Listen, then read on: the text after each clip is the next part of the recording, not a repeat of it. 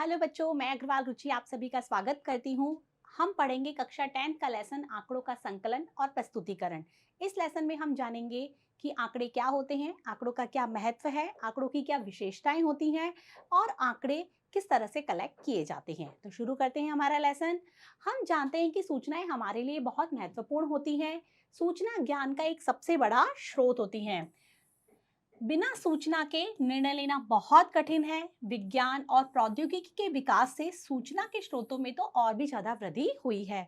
हम जानते हैं कि हमें कोई भी डिसीजन लेना है तो उससे पहले हमें पता होना चाहिए कि उसके बारे में क्या है, अर्थात जिसे हम कह सकते हैं सूचना। और जैसे जैसे विज्ञान बढ़ा है, प्रौद्योगिकी बढ़ी है, तो सूचनाएं की महत्वता और भी बढ़ती चली गई है। जैसे समाचार पत्र, पत्रिकाएं, telephone, television, internet, mobile phone आदि सभी विभिन्न प्रकार की सूचना उपलब्ध करवाने के माध्यम है।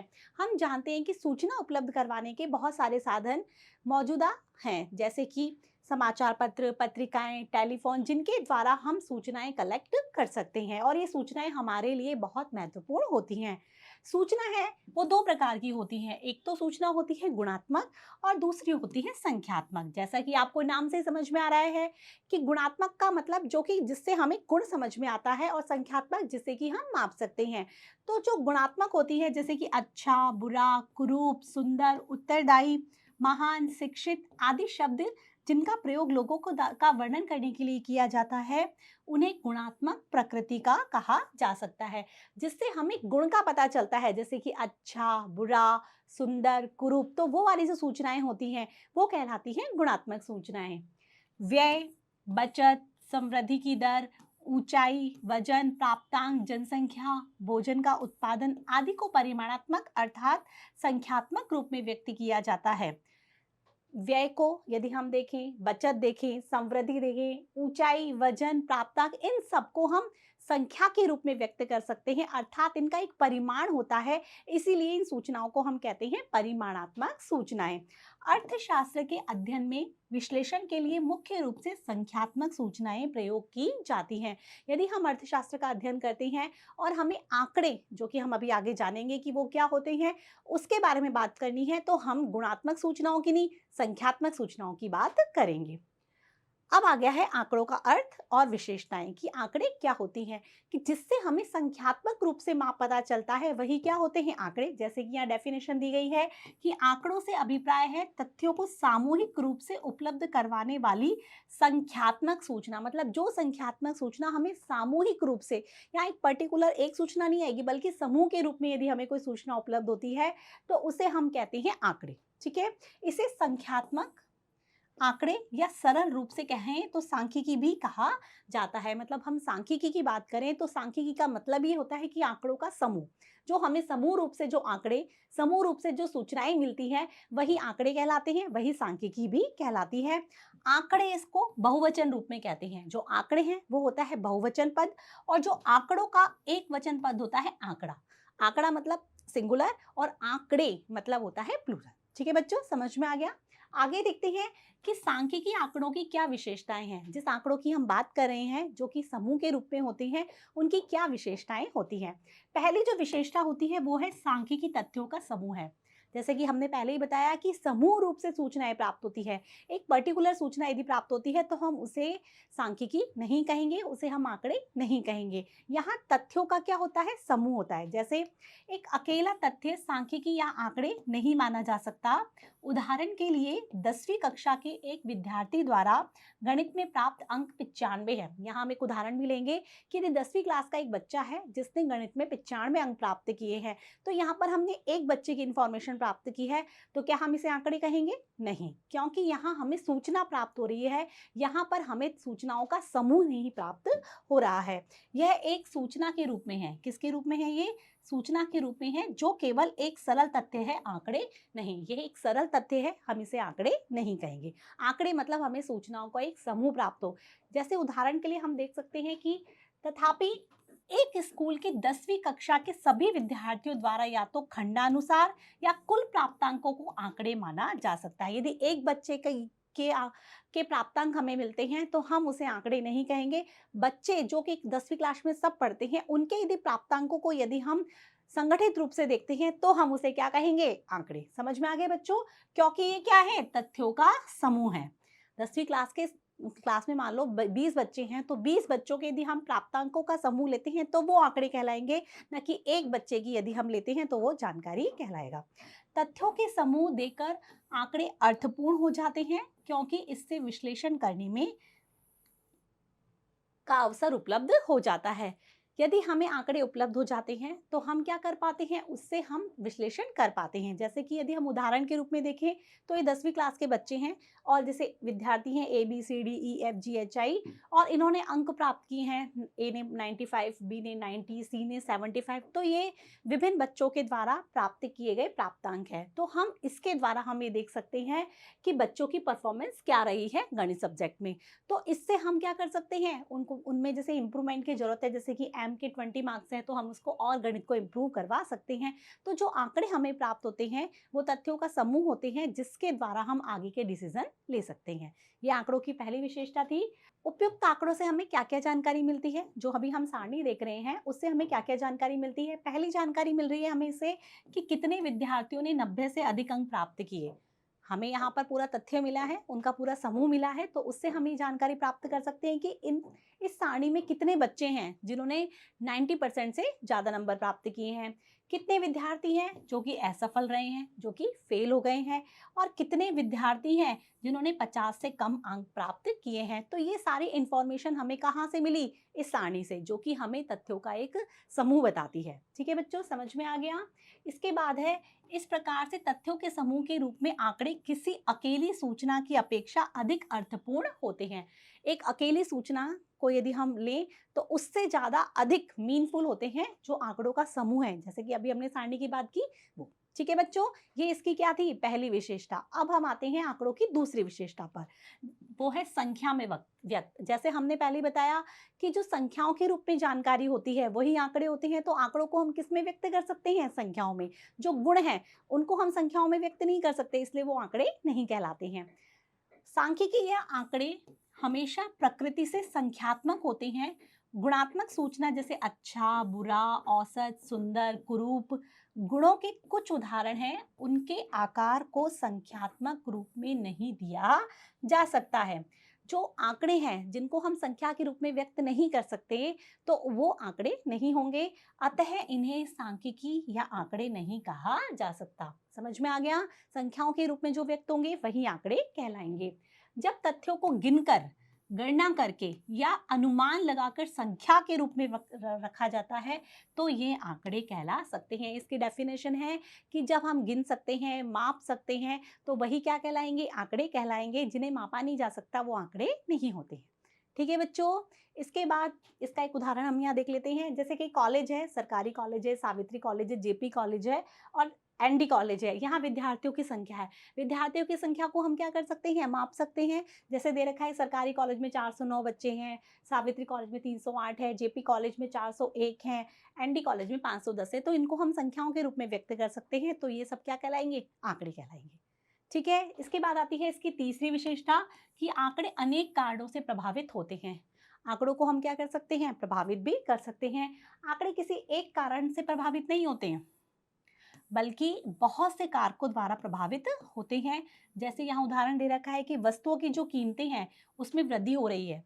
कहने का मतलब है कि आंकड़ों को यदि हमें प्रभावित करना है तो उसके लिए केवल एक कारण जिम्मेदार नहीं होता, बहुत से कारण जिम्मेदार होते हैं। जैसे किसी भी वस्तु की कीमत में क्या हुई? वृद्धि हुई, तो उसके लिए कई कारण जिम्मेदार है, जैसे कि पूर्ति में कमी, या फिर हम कह सकते हैं मांग में वृद्धि, मजदूरी में वृद्धि आदि के कारण हो सकती है। जरूर नहीं है एक ही कारण से क्या हुआ है? आंकड़ा प्रभावित हुआ है। बहुत सारे कारण हैं जिससे कि क्या होता है? आंकड़े प्रभावित हो सकते हैं। तो ये इसकी तीसरी विशेषता हुई। अब इसके अगली विशेषता पे चलते हैं, जो कि है परिशुद्धता का उचित स्तर। बच्चों, आंकड़ों के बारे में यह है कि ये कैसे होते हैं? परिशुद्ध, प्योर होते हैं, बट ये नहीं कह सकते कि ये बिल्कुल प्योर होते हैं। इसके लिए एक मैक्सिमम जो है वो होना चाहिए। जरूरी नहीं है कि बिल्कुल तरीके से परिशुद्ध हों। सांख्यिकी में 100% परिशुद्धता ना तो संभव है और ना ही ये वांछनीय है, जरूरी भी नहीं है, क्योंकि आंकड़ों को कलेक्ट करने की जो विधियां होती है, जो कि अब हम आगे पढ़ेंगे, उसमें बिल्कुल शुद्धता है, ये पॉसिबल ही नहीं है और यहाँ जरूरी भी नहीं है। हम यहाँ पर क्या लगाते हैं, आंकड़े एक तरह से क्या होते हैं, अनुमानित ही होते हैं। जिसकी आवश्यकता और आशा है वह परिशुद्धता का एक उचित स्तर है, मतलब हमें जितनी आशा होती है या जितनी आवश्यकता होती है उसके हिसाब से हम आंकड़े ज्ञात कर लेते हैं। उदाहरण के लिए, यदि डॉक्टर ने कोलेस्ट्रॉल के नियंत्रण के लिए एक नई दवा का आविष्कार किया है, हमें मान लेते हैं कि कोलेस्ट्रॉल जो बढ़ रहा है किसी पेशेंट का, तो उसके लिए डॉक्टर द्वारा एक नई दवा आविष्कारित की गई है, तो सांख्यिकी रूप से उसने सुनिश्चित कर दिया कि 90% लोगों पर उसका अच्छा प्रभाव पड़ा है।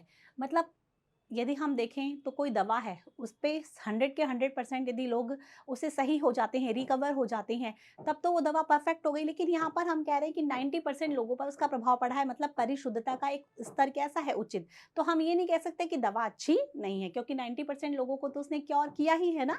तो यहाँ पर यही है कि और यदि सांख्यिकी के रूप में 95% लोगों पर इलाज का अनुकूल प्रभाव पड़ा, तो समझा जा सकता है कि नई दवा अच्छी है और परिशुद्धता का एक उचित स्तर परिणाम ये 90% मरीजों पर अनुकूल प्रभाव पड़ा है, तो 100% पर नहीं। इससे परिशुद्धता का एक उचित स्तर प्रतिबिंबित होता है। यदि 90% से अबो इसका प्रभाव बढ़ रहा है, तो इसका मतलब ये क्या है, परिशुद्ध है, दवा इफेक्टिव है, एक उचित स्तर है इसका। ठीक है, तो आंकड़े भी क्या होते हैं, परिशुद्धता का एक उचित स्तर को बताते हैं। इसके बाद है पूर्व निर्धारित उद्देश्य। यदि हम आंकड़ों को संकलन कर रहे हैं, प्रस्तुतिकरण कर रहे हैं, संग्रहण कर रहे हैं, तो इसके लिए एक उद्देश्य होता है। उसी उद्देश्य से क्या किया जाता है, आंकड़ों का संग्रहण या संकलन किया जाता है। आंकड़े पूर्व निर्धारित उद्देश्य के लिए संकलित किए जाते हैं। जैसा कि हमने भी एग्जाम्पल देखा था कि विद्यार्थी हैं, इनके गणित में प्राप्तांक दे रखे हैं, तो इससे हमें क्या समझ में आता है कि हम देख रहे हैं कि क्लास में विद्यार्थी गणित में क्या परफॉर्मेंस दे रहे हैं, बच्चों का प्रदर्शन है वो हम इस सारणी के द्वारा देख सकते हैं। दूसरा हमने ये देखा था कि कॉलेजेस हैं, यहाँ पर किसी भी क्षेत्र में कॉलेजेस हैं, उसमें विद्यार्थियों की संख्या दे रखी है, तो इससे हमें पता लगा सकते हैं कि उच्च जो शिक्षा है उसका स्तर क्या है। तो कोई भी आंकड़े जब संकलित किए जाते हैं तो कोई ना कोई उद्देश्यों को ध्यान में रखकर ही किए जाते हैं। समझ में आ गए बच्चों, तो ये आंकड़ों की विशेषता थी। अब हम पढ़ते हैं अर्थशास्त्र में आंकड़ों का क्या महत्व है, कि अर्थशास्त्र में जो भी आंकड़े संकलित किए जाते हैं वो किस महत्व के लिए किए जाते हैं। तो पहला है आर्थिक नियोजन। आप जानते हैं सरकार बहुत सारी स्कीम्स चलाती है, सरकार का काम है कि पूरी देश की अर्थव्यवस्था को नियोजित करना, तो उसके लिए सरकार आंकड़ों को ही काम में लेती है। भविष्य की जो भी योजनाएं बनाई जाती हैं तो उसके लिए हम क्या करते हैं, पिछले वर्षों के आंकड़ों का प्रयोग करते हैं। पहले वाले आंकड़ों को हम देखेंगे, उसके आधार पर हम नई योजनाएं बनाएंगे। हम घर में भी ये करते हैं कि यदि हमको घर का खर्चा चलाना होता है, आगे के खर्चों को नियंत्रित करना होता है, तो हम पहले खर्चों को देखते हैं कि पिछले साल कौन कौन से खर्चे हुए, उसके आधार पर हम नई योजना बनाते हैं। तो ऐसे ही सरकार करती है। यदि सरकार को, उदाहरण के लिए हम देखते हैं कि यदि एक वर्ष के लिए प्राथमिक शिक्षा पर होने वाले व्यय की योजना बनाना है, यदि सरकार चाहती है कि हमें प्राथमिक शिक्षा पर खर्च करना है और उसके लिए सरकार को योजना बनानी, तो सरकार क्या देखेगी, पिछले साल में। तो क्या देखना महत्वपूर्ण होगा उसके लिए कि पिछले वर्षों में 5वीं कक्षा तक कितने छात्रों ने प्रवेश दिया गया और उन वर्षों पर उन पर कितना व्यय किया गया, मतलब कितने बच्चों ने एडमिशन लिया और उन पर कितना खर्च हुआ, उसके आधार पर वो आगामी योजनाएं बनाएंगी। तो आंकड़े होंगे इसके अवेलेबल, तभी तो वो आगे योजना बना पाएगी। तो आर्थिक नियोजन के लिए आंकड़े बहुत महत्वपूर्ण होते हैं। जो दूसरा है वो है राष्ट्रीय आय के निर्धारण में। जो राष्ट्रीय आय है, जो कि हमें संख्यात्मक सूचनाएं देती हैं, राष्ट्रीय आय से हमें पता चलता है कि देश का स्तर क्या है। तो उसकी हमें यदि ज्ञात करना है, उसको ज्ञात करने के लिए तो हमें अलग अलग लोगों की आय देखनी होगी, लोगों का लाभ देखना होगा, लोगों की लगान देखनी होगी, लोगों की मजदूरी देखनी होगी, तभी तो हम टोटल ऑल क्या ज्ञात कर पाएंगे, राष्ट्रीय आय। तो उसके लिए हमें आंकड़ों का आवश्यकता होगी। तो राष्ट्रीय आय के निर्धारण में राष्ट्रीय आय को ज्ञात करने के लिए कुछ संख्यात्मक सूचना, जैसे कि क्या चाहिए होती है, अर्थव्यवस्था में कर्मचारियों द्वारा जो मजदूरी क्या प्राप्त की गई है, वेतन क्या प्राप्त किया गया है, भूमि और इमारतों के प्रयोग के लिए लगान क्या प्राप्त किया गया है, पूंजी के प्रयोग के लिए ब्याज क्या प्राप्त किया गया है, दिए गए वर्ष में उद्यमी द्वारा कमाए गए लाभ, ये ज्ञात करने की आवश्यकता होती है। यदि हम ये सब ज्ञात कर लेते हैं जो कि आंकड़ों के रूप में होते हैं, तो ही हम देश की राष्ट्रीय आय का पता लगा सकते हैं। तो राष्ट्रीय आय को निर्धारित करने में भी आंकड़ों का महत्व होता है। इसके उसके बाद है सरकारी नीतियों का आधार। सरकार कोई भी नीति बनाती है, चाहे वो गरीबी दूर करने के लिए, बेरोजगारी दूर करने के लिए और या फिर देश की अर्थव्यवस्था को बढ़ाने के लिए, तो उसके लिए पहले वो आंकड़ों को यूज में लेती है और उसके आधार पर ही वो नई नीतियां बना पाती है। तो सरकार द्वारा जो भी देश के आर्थिक विकास की नीतियां बनाई जाती हैं, उसको बनाने के लिए सांख्यिकी आंकड़ों का विस्तार से प्रयोग किया जाता है। भारत में बहुत अधिक निर्धन और बेरोजगार लोगों के आंकड़ों के आधार पर सरकार को गरीबी और बेरोजगारी के उन्मूलन के लिए एक नीति, मतलब देश में बहुत सारे गरीब हैं, बेरोजगार हैं, उसके लिए सरकार ने एक नीति बनाई है। कौन सी नीति? राष्ट्रीय ग्रामीण रोजगार गारंटी अधिनियम पारित कर ये बनानी पड़ी ताकि देश में गरीबी और बेरोजगारी के स्तर को कम किया जा सके।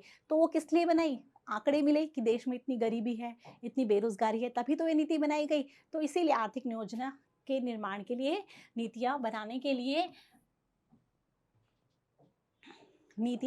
के लिए आंकड़े बहुत महत्वपूर्ण है। सरकार की यह नीति एक बेरोजगार व्यक्ति को वर्ष में 100 दिन का मजदूरी सहित रोजगार देने की गारंटी देती है। जो सरकार द्वारा जो राष्ट्रीय ग्रामीण रोजगार गारंटी अधिनियम बनाया गया है, उसके द्वारा एक जो गरीब व्यक्ति है उसको 100 दिन का रोजगार मिलता है।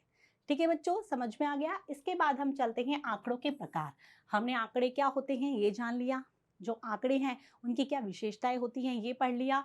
इसके बाद हमने आंकड़ों का महत्व जान लिया। अब हम देखते हैं आंकड़े क्या कितने प्रकार के होते हैं। तो बच्चों आंकड़े दो प्रकार के होते हैं, एक तो होते हैं प्राथमिक आंकड़े और एक होते हैं द्वितीयक आंकड़े। संकलन के स्रोत के आधार पर आंकड़ों को वर्गीकृत किया जा सकता है। भी स्रोत क्या है, भी कहाँ से हमने आंकड़े संकलित किए हैं, उसके आधार पर आंकड़ों को वर्गीकृत किया जाता है।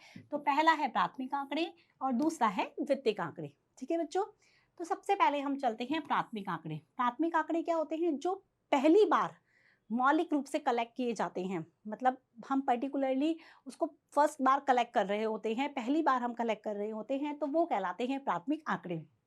जो आंकड़े सर्वेक्षण के उद्देश्य से पहली बार मौलिक रूप से संकलित किए जाते हैं, वो कहलाते हैं प्राथमिक आंकड़े।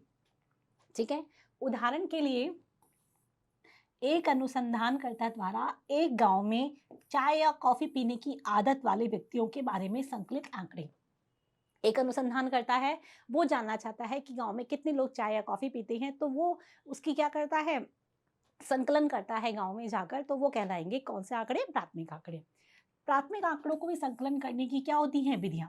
पहली जो विधि है वो है प्रत्यक्ष वैयक्तिक अनुसंधान। जैसे नाम से समझ में आ रहा है कि प्रत्यक्षतः जाना, अनुसंधान करना और आंकड़े कलेक्ट करके लेके आना। इस विधि के अंतर्गत अनुसंधानकर्ता उत्तरदाता से व्यक्तिगत रूप से आंकड़े एकत्र करता है।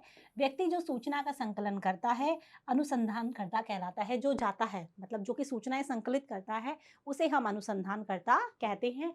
जो व्यक्ति अनुसंधानकर्ता द्वारा पूछे गए प्रश्नों का उत्तर देते हैं, वो कहलाते हैं उत्तरदाता। तो दो होते हैं, एक तो अनुसंधानकर्ता जो कि अनुसंधान कर रहा है, उत्तरदाता जो कि उत्तर दे रहा है। इस ढंग से जो संकलित आंकड़े हैं वो बहुत ही विश्वसनीय होते हैं, क्योंकि पर्टिकुलरली डोर टू डोर जाके हम क्या कर रहे हैं, अनुसंधान कर रहे हैं और आंकड़ों को संकलित कर रहे हैं, इसलिए विश्वसनीय होते हैं। लेकिन इसमें क्या होता है, अनुसंधानकर्ता के व्यक्तिगत पक्षपात और पूर्वाग्रह के परिणामों पर प्रभाव पड़ने का अवसर बना रहता है। लेकिन इससे दिक्कत क्या हो सकती है कि जो अनुसंधान करता है वो पक्षपात करे, मतलब वो एक के पास जाए दूसरे के पास नहीं जाए, या फिर अपनी जो कोई बात है वो उस पर थोप दे, अर्थात पूर्वाग्रह से ग्रसित हो। तो यहाँ पर इस चीज का डर बना रहता है। ठीक है, जो दूसरी विधि है वो है अप्रत्यक्ष। जैसे नाम से समझ में आ रहा है कि प्रत्यक्ष में तो प्रत्यक्ष रूप से जाकर, अप्रत्यक्ष में से किसी से मंगवाकर। तो इस विधि के अंतर्गत अनुसंधानकर्ता अप्रत्यक्ष रूप से किसी तीसरे व्यक्ति से क्या कर सकता है, सूचना प्राप्त। मतलब मुझे यदि आपके बारे में जानना है तो मैं आपसे ना पूछ के किसी दूसरे व्यक्ति से जो कि आपको जानता है उससे मैं सूचनाएं प्राप्त करूं, तो वो क्या कहलाएगा, अप्रत्यक्ष अनुसंधान। इसका उपयोग आमतौर पर सरकार द्वारा नियुक्त आयोगों के द्वारा किया जाता है। जो सरकार जो आयोग नियुक्त करती है उनके द्वारा ये वाली विधि काम में ली जाती है। जो इसके बाद आता है तीसरा, संवाददाता। नाम से आपको समझ में आ रहा है, जैसे टीवी रिपोर्टर्स वगैरह जो भी सूचनाएं कलेक्ट करते हैं, वो होती है तीसरी विधि। इस विधि में अनुसंधानकर्ता द्वारा विभिन्न स्थानों से सूचनाएं प्राप्त करने के लिए संवाददाता या एजेंट नियुक्त कर दिए जाते हैं। मतलब जैसे हम देखते हैं कि न्यूज़ में आता है तो अलग-अलग जगह वो अपने संवाददाता एजेंट लगा देते हैं, वो वहाँ की सूचनाएँ ला-ला कर उनको देते हैं। ये संवाददाता सूचना संकलित करते हैं और अनुसंधानकर्ता या केंद्रीय कार्यालय को भेज देते हैं। इनका काम ही होता है सूचनाएँ कलेक्ट करना और उनको भेजना। ठीक है? यह विधि समाचार पत्रों के कार्यालयों द्वारा व्यापक रूप से प्रयोग की जाती है। जो समाचार पत्र के कार्यालय हैं या टीवी में हैं, तो इस तरह से यहाँ पर ये विधि काम में ली जाती है। इसके बाद अगली विधि आती है डाक प्रश्नावली द्वारा। डाक से प्रश्नावली भेजना और जो उत्तरदाता है वो उसका उत्तर उसको वापस कर देते हैं। इस विधि में ये होता है कि इस विधि के अंतर्गत एक बहुत अच्छी प्रकार से संरचित एक प्रश्नावली बनाई जाती है, तैयार की जाती है और उसका उत्तरदाता को डाक से भेज दी जाती है। जो उत्तरदाता है उसको वो डाक द्वारा उसको भेज दी जाती है। उत्तरदाता प्रश्नावली को क्या कर लेता है, भर लेता है और समय अवधि में इसको वापस भेज देता है। समझ में आ रहा है? प्रश्नावली उसको भेजी डाक से, उसने उसको भरी और उसको पुनः डाक से उसको भेज देता है अनुसंधानकर्ता को।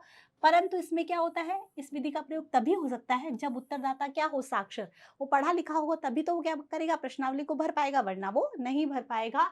और प्रश्नावली को वो तभी भर सकता है जब वो क्या हो, साक्षर। ठीक है। नेक्स्ट विधि आती है अनुसूची के द्वारा।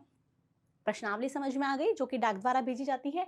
अनुसूची में क्या होता है कि इस विधि के अंतर्गत क्षेत्र के कार्यकर्ताओं को उत्तरदाता के पास अनुसूची के प्रश्नों के साथ भेजा जाता है। जो कार्यकर्ता जो कि कलेक्ट करते हैं सूचनाएं, उनको एक अनुसूची दी जाती है और अनुसंधानकर्ता बनकर वो कहाँ जाते हैं, उत्तरदाताओं के पास जाते हैं और वो अपने हाथों से लिखकर उत्तर संकलित करते हैं, उनसे पूछते जाते हैं और उत्तर संकलित करते जाते हैं और अनुसंधानकर्ता को आंकड़े उपलब्ध कराते हैं और फिर अनुसंधानकर्ता को क्या कर देते हैं, जो उन्होंने आंकड़े कलेक्ट किए हैं वो उपलब्ध करवा देते हैं। यह विधि जब काम में ली जाती है जब क्या होता है, उत्तरदाता अशिक्षित होते हैं। तो अनुसूची कब भरवाई जाती है, जब उत्तरदाता अशिक्षित होते हैं। और प्रश्नावली कब भरवाई जाती है, जब उत्तरदाता का साक्षर होना जरूरी है। समझ में आ गया बच्चों। इसके बाद आता है द्वितीयक आंकड़े। पहले हमने प्राथमिक आंकड़ों के बारे में जान लिया कि वो क्या होते हैं, जो प्रथम रूप से ग्रहण किए जाते हैं और उसके संकलन का हमने स्रोत भी देख लिया कि किस तरीके से वो उनको कलेक्ट करते हैं। अब आते हैं द्वितीयक आंकड़े। जैसा नाम से समझ में आ रहा है, द्वितीयक जो पहले से यूज आंकड़े हैं, जो कहीं प्रकाशित हो चुके हैं, उन आंकड़ों को पुनः प्रयोग में लाना क्या कहलाता है, द्वितीयक आंकड़े कहलाता है। जब हम उन आंकड़ों का प्रयोग करते हैं जो दूसरों के द्वारा पहले से ही संकलित हैं, तो वो क्या कहलाते हैं, द्वितीयक आंकड़े। पहले से किसी ने कलेक्ट किए हुए आंकड़े और उसको ही हम क्या करते हैं, काम में लेते हैं पुनः, तो वो कहलाते हैं द्वितीयक आंकड़े। आंकड़े उस एजेंसी के लिए क्या है, प्राथमिक है, जो इन्हें पहली बार संकलित करती है। जो एजेंसी से पहली बार संकलित कर रही है उसके लिए तो ये क्या है, प्राथमिक है, लेकिन ये पहले से कलेक्टेड होते हैं, इसीलिए इसे हम द्वितीयक आंकड़े कहते हैं। और शेष सभी प्रयोगकर्ताओं के लिए क्या कहलाते हैं, द्वितीयक हो जाते हैं। समझ में आ रहा है बच्चों। इसके बाद है द्वितीयक आंकड़ों के स्रोत। द्वितीयक जो आंकड़े हैं, क्योंकि वो पहले से ही संकलित होते हैं, तो वो प्रकाशित भी हो सकते हैं और अप्रकाशित भी हो सकते हैं। प्रकाशित भी अलग तरीके, प्रकाशित मतलब जो पहले से लोगों की नजरों में आ चुके हैं, कहीं ना कहीं वो पब्लिश हो चुके हैं। द्वितीयक आंकड़े कैसे होते हैं, प्रकाशित और अप्रकाशित रूप में हो सकते हैं। प्रकाशित आंकड़ों को निम्न रूप से किया जा सकता है। अब प्रकाशित आंकड़े कौन कौन से होते हैं, जैसे समाचार पत्रों में क्या हुए, प्रकाशित रिपोर्ट हुई है, या भारतीय रिजर्व बैंक में, या कॉलेज की जो पत्रिकाएं होती हैं उसमें वो क्या हो चुकी हैं, पहले से पब्लिश हो चुके हैं, तो वो आंकड़े कैसे होंगे, द्वितीयक आंकड़े। दूसरा, जैसे व्यापार संघों के प्रकाशन, व्यापार संघों ने कुछ प्रकाशित किया है, तो वो आंकड़े भी क्या कहलाएंगे, द्वितीयक आंकड़े, चूंकि हम उसे काम में ले रहे हैं। वार्षिक जो भी रिपोर्ट में प्रकाशित जो भी वित्तीय आंकड़े हैं, जो भी वित्तीय आंकड़े वार्षिक रिपोर्टों में प्रकाशित हुए हैं, वो भी क्या कहलाएंगे, प्रकाशित आंकड़े हैं, तो द्वितीयक आंकड़े होंगे। सेबी के जो प्रकाशनों में प्रकाशित जो आंकड़े हैं वो भी द्वितीयक आंकड़े होंगे। सरकारी जो भी प्रकाशनों से सूचना ली है जो कि प्रकाशित हो चुकी है, वो भी क्या कहलाएंगे, द्वितीयक आंकड़े। अंतर्राष्ट्रीय संस्थाओं जैसे संयुक्त राष्ट्र संघ, विश्व बैंक आदि के जो प्रकाशन है वो भी क्या कहलाएंगे, द्वितीयक आंकड़े कहलाएंगे। और इसके अलावा और भी द्वितीयक आंकड़े होंगे जो कि प्रकाशित है। ठीक है, ये तो प्रकाशित है। अब हम चलते हैं अप्रकाशित। जो अप्रकाशित रूप से द्वितीयक आंकड़े हैं वो कौन कौन से हो सकते हैं, जिनका कि प्रकाशन नहीं किया गया, बस केवल क्या क्या कर लिया गया था, संकलन कर लिया गया था। उसमें आते हैं जो भी सरकारी विभाग है उनकी आंतरिक रिपोर्ट, सरकारी विभागों ने कोई आंकड़े संकलित किए और उन्होंने अपनी रिपोर्ट्स तैयार कर रखी लेकिन वो प्रकाशित नहीं हुई, तो वो अप्रकाशित आंकड़े। संस्थाओं द्वारा रखे गए रिकॉर्ड, जो भी संस्था है रिकॉर्ड्स रखती हैं, कोई स्कूल्स हैं, कॉलेजेस हैं या फिर हॉस्पिटल्स हैं, वो अपने रिकॉर्ड्स प्रकाशित नहीं करती, अपने पास रखती हैं, तो वो अप्रकाशित आंकड़े हो गए। विश्वविद्यालयों में छात्रों द्वारा जो तैयार की गई अनुसंधान रिपोर्ट है, जो छात्र जो अनुसंधान करते हैं और रिपोर्ट्स बनाते हैं, वो अपने पास रखते हैं, तो वो भी क्या कहलाती हैं? अप्रकाशित आंकड़े। तो बच्चों, हमने आंकड़ों के संकलन के बारे में ये जाना। अब नेक्स्ट वीडियो में हम आंकड़ों के प्रस्तुतिकरण के बारे में पढ़ेंगे। धन्यवाद।